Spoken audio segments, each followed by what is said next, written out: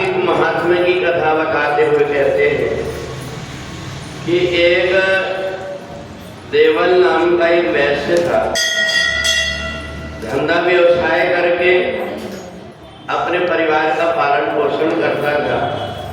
परिवार में और कोई नहीं था। अकस्मात उसका स्वास्थ्य खराब हो गया और उसको सब प्रकार से इलाज करने के बाद में ऐसा लगा कि अब बच नहीं पाएगा। तो कई बार भगवान की दुआ भी लग जाती है। पत्नी रोज कार्तिक के महीने में पूजन करने के लिए जाया करती थी। भगवान का जो चरणामृत था लाकर के उसको दी और कार्तिक मास की चतुर्थी तिथि को उसने देखा कि आज मेरे पति की तबीयत बहुत ज्यादा खराब है। तो उसने मन में विचार किया कि आज मैं पूरा दिन भगवान के नाम का जाप करूंगी और आज का दिन पूरा के पूरा अपनी पति के स्वास्थ्य के लिए करूंगी। तो जैसे उसने पूरा दिन भगवान का नाम जप करने लगी, भगवान की पूजा की प्रातः काल उठ करके, और उन्हें संकल्प कर लिया कि सूर्यास्त तक मैं कुछ ग्रहण नहीं करूंगी।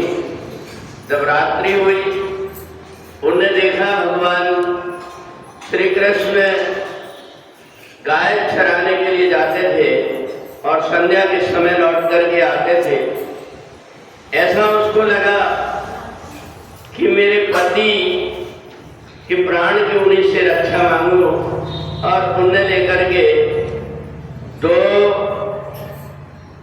करवा लेकर के और रख करके उसमें जल रख करके भगवान का और चंद्रमा का दोनों का आह्वान किया।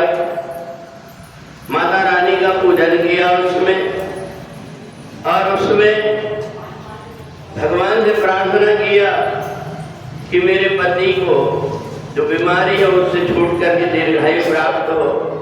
उन्हें करवा का जल लेकर के छिड़क दिया और अपने पति को देखा उसने कि जैसे ही करवा का जल छिड़का वैसे चंद्रमा की किरणों से उसका शरीर का रंग बदलने लगा।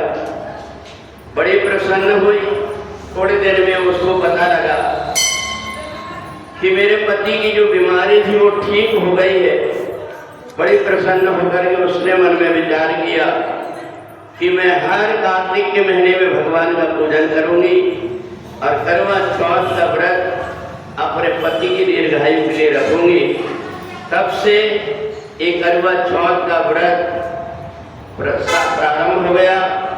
जहाँ तहाँ जिस प्रकार की परिस्थिति है, अलग अलग ढंग से, अलग अलग प्रदेश के हिसाब से करवा चौथ का व्रत किया जाता है। इस दिन प्रातःकाल भगवान का पूजन करके जो करवा लेकर के और उस करवा को लेकर के रात्रि में जब चंद्रमा निकलता है उस समय पूजन करके और भगवती जगदम्बा से प्रार्थना करते हैं, सर्वा बाधा विनिर्मुक्तो धनधान सुतान्विता मनुष्यो मत प्रसादेन भविष्यति न संशया।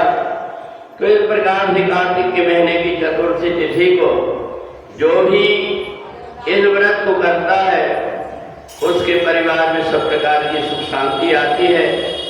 जाने अनजाने जो घटना घटने वाली रहती है उससे छुटकारा मिल जाता है। तो इसलिए जीवन और मृत्यु इन सब का समय निश्चित रहता है, परंतु बीच में किसी परेशानी के कारण कोई बाधा लग जाती है, उससे भगवान की कृपा से छुटकारा मिल जाता है। इसलिए कार्तिक मास की ग्रहण की चतुर्थी को करवा चौथ के रूप में मनाया जाता है। जो भी इस व्रत की कथा को सुनता है उसको भी अनंत पुण्य की प्राप्ति होती है। जिस प्रकार की सामर्थ्य है उसके अनुसार इस दिन जो भी व्रत करता है भगवान की उनके ऊपर कृपा बरसती है। बोले सच्चिदानंद भगवान की जय। गीता पाठ में